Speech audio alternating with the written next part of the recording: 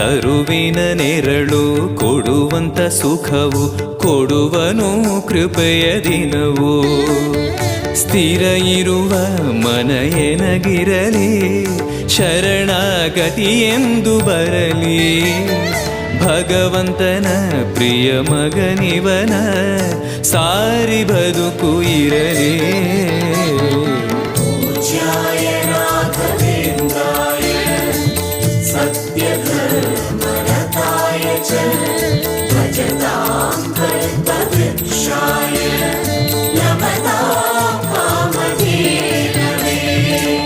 ಆಲಯವೆಂದರೆ ಮಂತ್ರಾಲಯವೇ ಬೇರೆ ನಾ ಅರಿಯಲಾರೆ.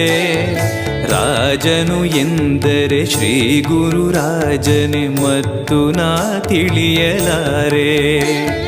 ಆಲಯವೆಂದರೆ